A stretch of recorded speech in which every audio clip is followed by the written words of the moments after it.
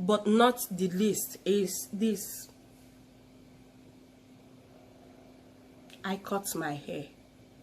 Hi guys, welcome back to my channel. I am dasylviaonu, a Nigerian YouTuber living in Onitsha.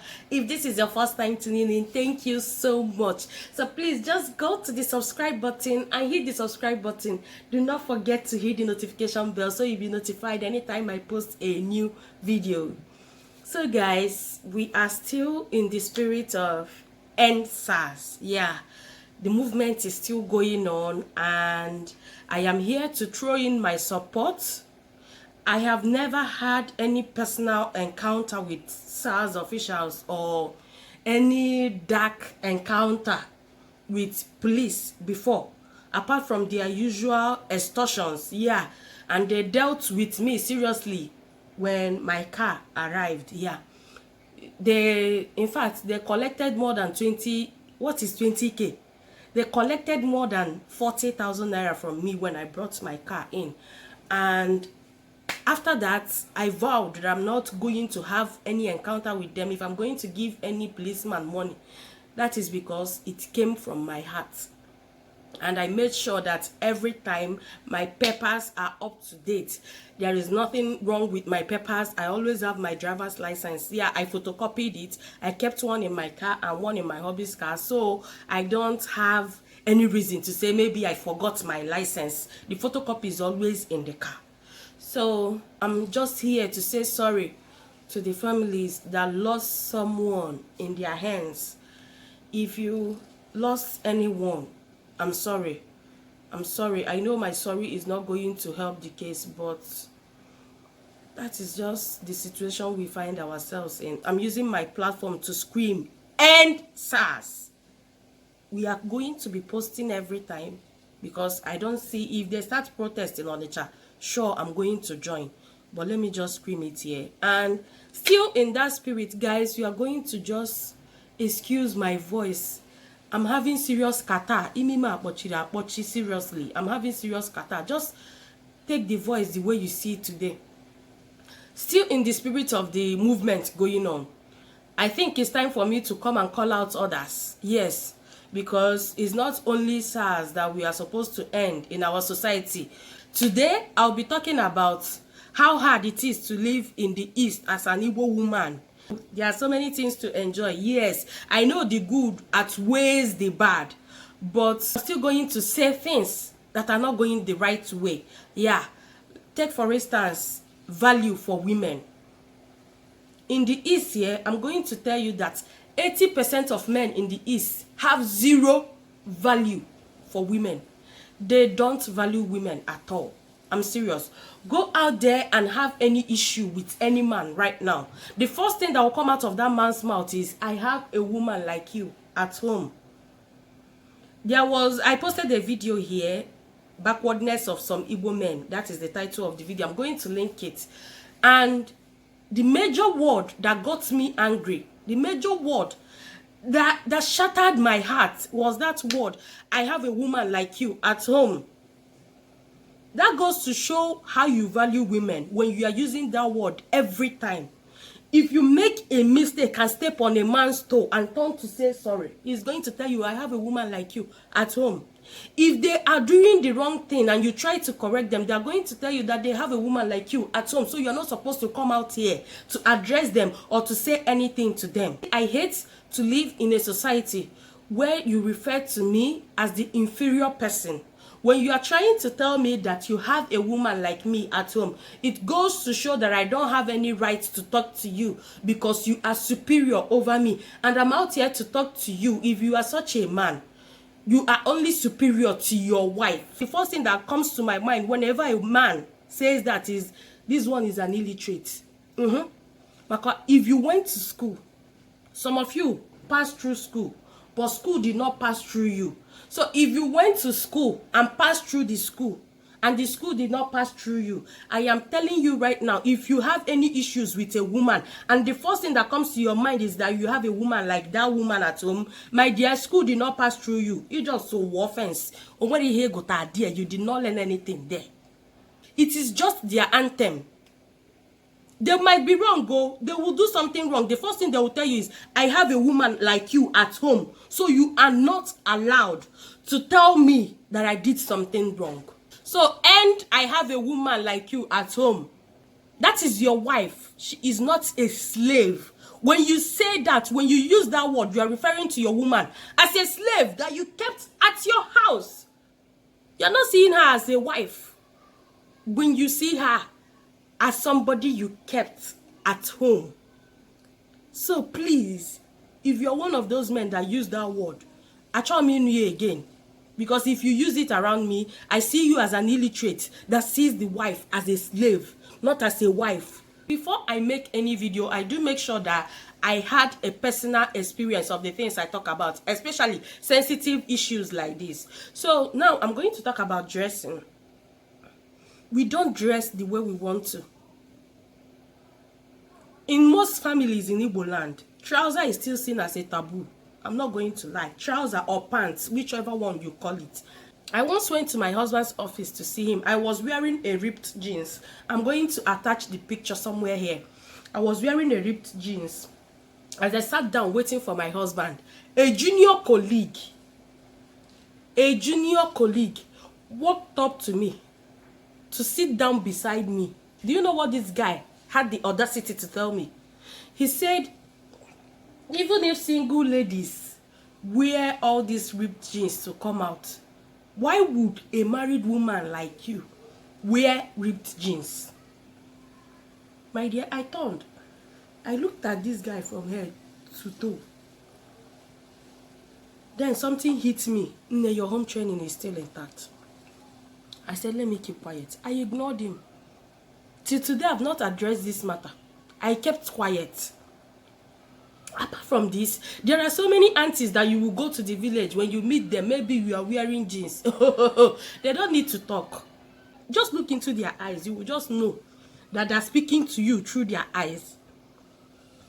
Trouser and kitty, if you wear trouser, some people will have issues with it. But then I'm not having issues with the aunties. We have blood ties, yes, and I'm supposed to respect you. Because one, you are older than me. Two, we are related.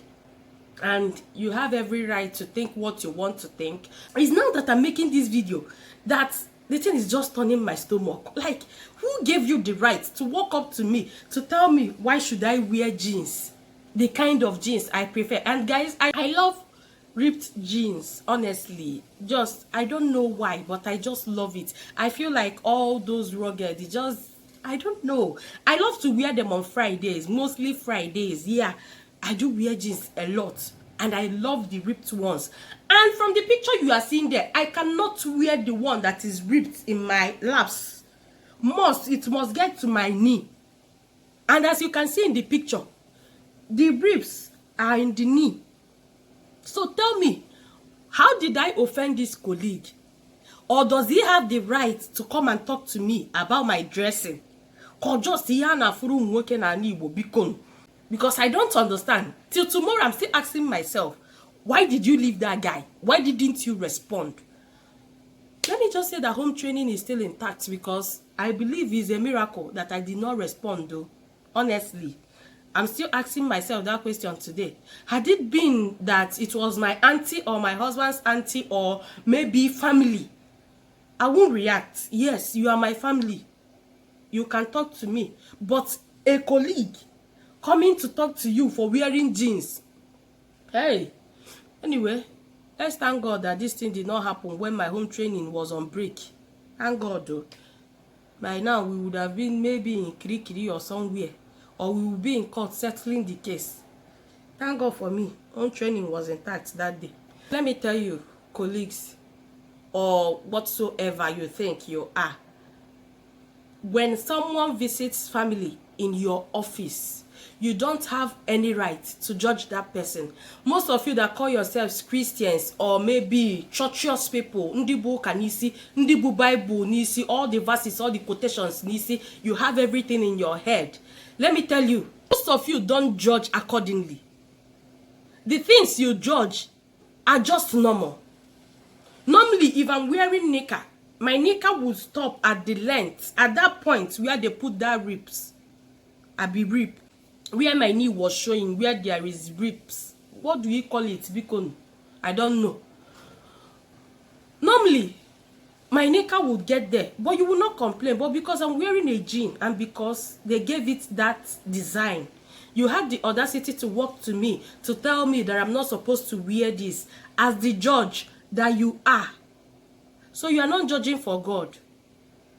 In fact, most of you that are over-righteous, that think, oh, I'm over-righteous, I keep the commandments, I do this.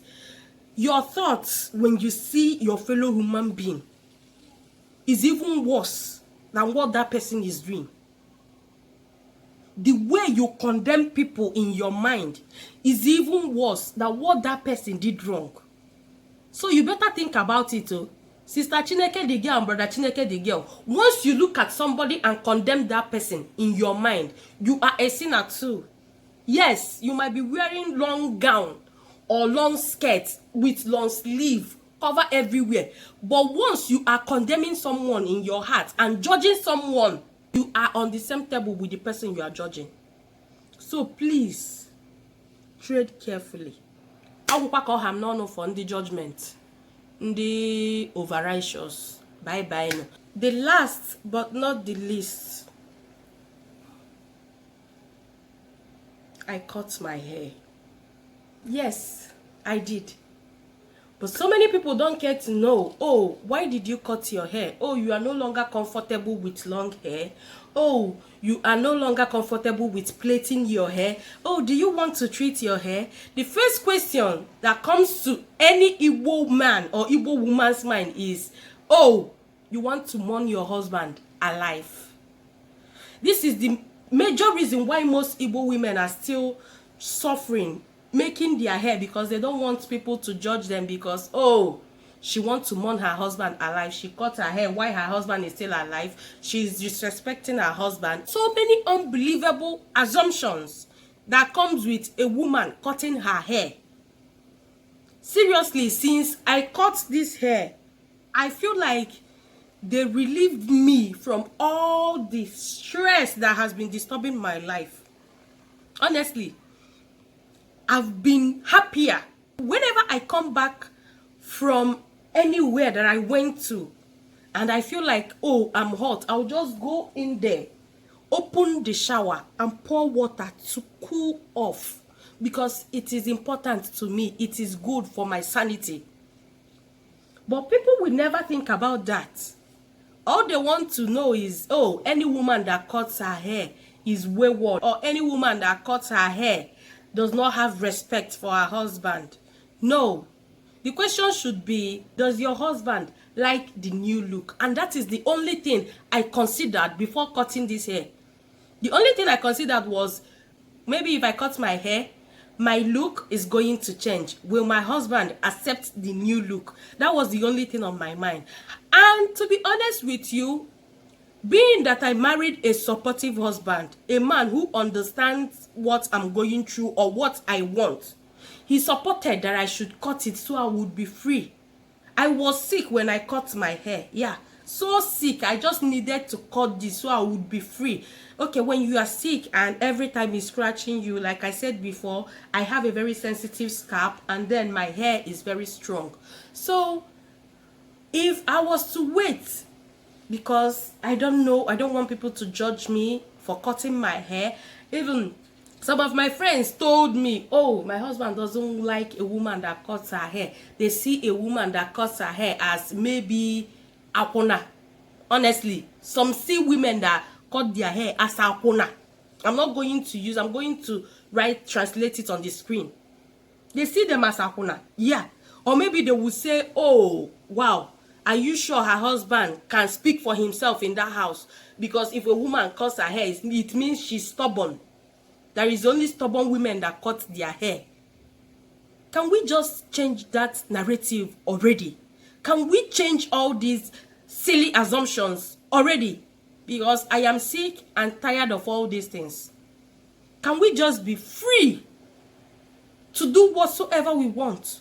Once is not bad. In the eyes of God, we all know what is right. We all know what we should do. We all know how to live a better life. We all know a better way to handle ourselves. once it's right before the sight of God and before you, once your conscience is clear, can we be free to do the things we like? Can we all speak up and say no to things you don't accept in your own society? You can do your own challenge by creating your own video. Speak up about the things that are going wrong in your society. You have this platform for you to come out and air your opinions. Say whatsoever is in your mind, but do make sure that whatever you are fighting for is right in the eyes of God and in your conscience too. Thank you. So guys, I'm sorry for this long rant, and I hope you enjoyed the video. So if this is your first time tuning in, don't forget to hit the subscribe button and hit the notification bell so you'll be notified anytime I post a new video. To my returning subscribers, I say thank you. You guys are the best. Thank you guys. Till I see you guys in my next video. Bye bye.